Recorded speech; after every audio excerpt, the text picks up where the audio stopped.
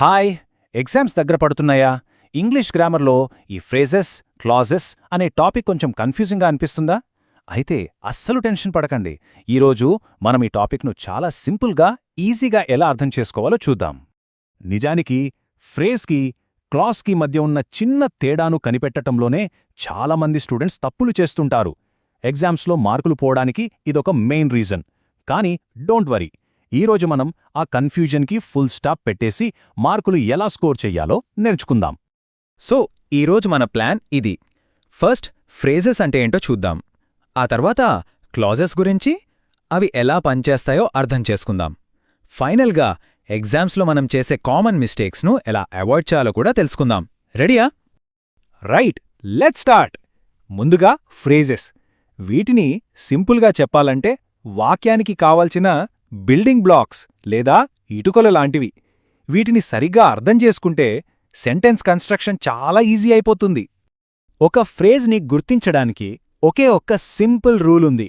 గుర్తుపెట్టుకోండి, దానిలో subject, verb ఈ జంట ఉండదు. అంటే అది కొన్ని పదాల సమూహం మాత్రమే, కాని పూర్తి అర్థాన్ని ఇవ్వదు. ఫర్ ఎగ్జాంపుల్, ఇక్కడ చూడండి, సమావేశం తరువాత అనగానే మన మైండ్లో ఏమైంది అనే ప్రశ్న వస్తుంది కదా. ఎందుకంటే అక్కడ యాక్షన్ అంటే వర్బ్ లేదు. అలాగే వర్షం కారణంగా అన్నప్పుడు కూడా ఇన్ఫర్మేషన్ కంప్లీట్ కాలేదు. కాని సమావేశం ముగిసింది అనగానే ఇక్కడ విషయం క్లియర్. సమావేశమనేది సబ్జెక్ట్, ముగిసింది అనేది వర్బ్. చూసారా తేడా? ఫ్రేజ్లలో చాలా రకాలుంటాయి, కానీ మన ఎగ్జామ్స్ కోసం ఈ మూడు చాలా important: noun phrase, verb phrase, ఇంకా ప్రిపోజిషనల్ ఫ్రేజ్. వీటిపై కాన్సంట్రేట్ చేస్తే చాలు, ఎగ్జామ్స్లో వచ్చే క్వశ్చన్స్ని ఈజీగా హ్యాండిల్ చేయొచ్చు. ఓకే, ఫ్రేజెస్ గురించి ఒక ఐడియా వచ్చింది కదా. ఇప్పుడు నెక్స్ట్ లెవెల్ క్లాజెస్. ఫ్రేజెస్ అనేవి పునాది అయితే, క్లాజెస్ అనేవి ఆ బిల్డింగ్ అన్నమాట. సెంటెన్స్కి అసలు ప్రాణం పోసేది ఇవే. క్లాజ్ని గుర్తించడానికి ఉన్న రూల్ ఇంకా సింపుల్. దానిలో ఒక సబ్జెక్ట్, ఒక వర్బ్ ఖచ్చితంగా ఉండాలి. ఈ రెండూ కలిస్తేనే అది క్లాజ్, లేకపోతే అది జస్ట్ ఒక ఫ్రేజ్. That's it. ఇప్పుడు క్లాజ్లలో రెండు ముఖ్యమైన రకాలున్నాయి. ఒకటి ఇండిపెండెంట్ క్లాజ్. పేర్లోనే ఉంది గదా, ఇది సింగిల్గా, ఇండిపెండెంట్గా నిలబడగలదు. ద బ్యాంక్ ఓపెన్స్ అట్ 10 అంటే ఫుల్ మీనింగ్ వచ్చేసింది. రెండోది డిపెండెంట్ క్లాజ్. ఇది పాపం పూర్తి మీనింగ్ కోసం ఇంకో క్లాజ్పై ఆధారపడి ఉంటుంది. బికాజ్ హీ వాజ్ లేట్ అని ఎవరైనా ఆపితే, అయ్యో ఆ తర్వాతే ఏమైంది అని మనకు టెన్షన్ వచ్చేస్తుంది కదా. అదనమాట సంగతి. ఈ ఎగ్జాంపుల్తో మొత్తం క్లారిటీ వచ్చేస్తుంది. చూడండి, ఆఫ్టర్ ద మ్యాచ్ అనేది ఒక ఫ్రేజ్. దీనికి ఒక ఎండెడ్ అనే వర్బ్ యాడ్ చేయగానే అది ఆఫ్టర్ ద మ్యాచ్ ఎండెడ్ అయింది. చూసారా? ఇది ఇప్పుడు ఒక క్లాజ్, ఒక కంప్లీట్ ఐడియా ఇస్తోంది. ఒక్క పదంతో ఎంత తేడా వచ్చేసిందో. మనం ఇందాక అనుకున్నాం కదా, డిపెండెంట్ క్లాజులు ఒంటరిగా ఉండలేవని. మరి సెంటెన్స్లో వాటి పనేంటి అంటే, అవి కొన్ని స్పెషల్ జాబ్స్ చేస్తాయి. అవేంటో చూస్తే చాలా ఇంట్రెస్టింగ్గా ఉంటుంది.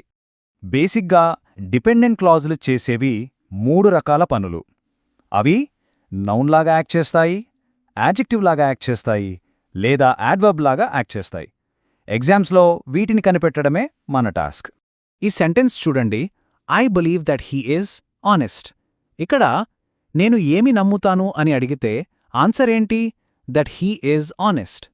ఈ మొత్తం గ్రూప్ ఆఫ్ వర్డ్స్ ఒక నౌన్ లాగా, అంటే ఒక విషయం లాగా పనిచేస్తుంది. సో సింపుల్, ఇది నౌన్ క్లాజ్. ఇప్పుడు adjective clause. The officer who clear the exam was promoted. ఇక్కడ ఏ ఆఫీసర్కి ప్రమోషన్ వచ్చింది అని అడిగితే, ఎవరైతే ఎగ్జామ్ క్లియర్ చేశారో ఆ ఆఫీసర్కి అని ఆన్సర్ వస్తుంది కదా. So who clear the exam అనేది ఆఫీసర్ అనే నౌన్ గురించి మనకు ఎక్స్ట్రా ఇన్ఫర్మేషన్ ఇస్తోంది. అందుకే ఇది అడ్జెక్టివ్ క్లాజ్. ఫైనల్గా adverb clause. He resigned because he was tired. అతను ఎందుకు రిజైన్ చేశాడు? రీజన్ ఏంటి? బికాజ్ హీ వాజ్ టయర్డ్ అంటే అలసిపోయాడు కాబట్టి. ఈ క్లాజ్ రిజైన్ చేయడం అనే యాక్షన్కి, అంటే వర్బ్కి కారణం చెప్తోంది. కాబట్టి ఇది అడ్వర్బ్ క్లాజ్. సరే, బేసిక్స్ అన్నీ నేర్చుకున్నాం. ఇప్పుడు మోస్ట్ ఇంపార్టెంట్ పార్ట్.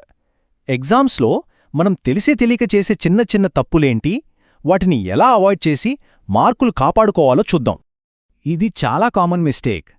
ఈ సెంటెన్స్ వినడానికే కొంచెం తేడాగా ఉంది కదా. ఎందుకంటే హూ క్లియర్డ్ ద ఎగ్జామ్ అనేది ఆఫీసర్ గురించే చెప్తున్నా. అది ఎక్కడో వాక్యం చివర్లో ఉంది. దీనివల్ల కన్ఫ్యూజన్ వస్తుంది. దీన్ని ఇలా సరిచేయాలి. గోల్డెన్ రూల్ ఏంటంటే యాడ్జెక్టివ్ క్లాజ్ ఎప్పుడూ అది ఏ నౌన్ గురించైతే చెప్తోందో దాని పక్కనే ఉండాలి. అప్పుడే సెంటెన్స్ మీనింగ్ఫుల్గా, క్లియర్గా ఉంటుంది. ఇది ఇంకో కామన్ ట్రాప్. ముఖ్యంగా ఇఫ్ కండీషన్స్ ఉన్న వాక్యాల్లో ఇది కనిపిస్తుంది. If he will come, we will start. చాలామంది ఇలా రాసేస్తారు, కానీ గ్రామాటికల్గా ఇది తప్పు. కరెక్ట్ సెంటెన్స్ ఇది. ఇక్కడ ఇంకో ముఖ్యమైన రూల్ గుర్తుపెట్టుకోండి. ఇఫ్ క్లాజ్లో మనం ఫ్యూచర్ గురించి మాట్లాడినా సరే సింపుల్ ప్రెజెంట్ టెన్స్ వాడాలి. అంటే ఇఫ్ హీ కమ్స్ అనాలి, ఇఫ్ హీ విల్ కమ్ అని కాదు. ఇది చాలా ఇంపార్టెంట్. రైట్. ఇప్పటిదాకా మనం నేర్చుకున్నదంతా కలిపి ఒక సూపర్ సింపుల్ 1 మినిట్ గైడ్లా చూద్దాం. ఎగ్జామ్లో ఎలాంటి క్వశ్చన్ వచ్చినా సరే ఈ గైడ్ ఫాలో అయితే చాలు. జస్ట్ ఈ 3 స్టెప్స్ ఫాలో అవ్వండి. స్టెప్ 1, ముందుగా సబ్జెక్ట్ వర్బ్ జంట ఉందా లేదా చెక్ చేయండి. లేకపోతే అది ఫ్రేజ్, ఉంటే క్లాజ్.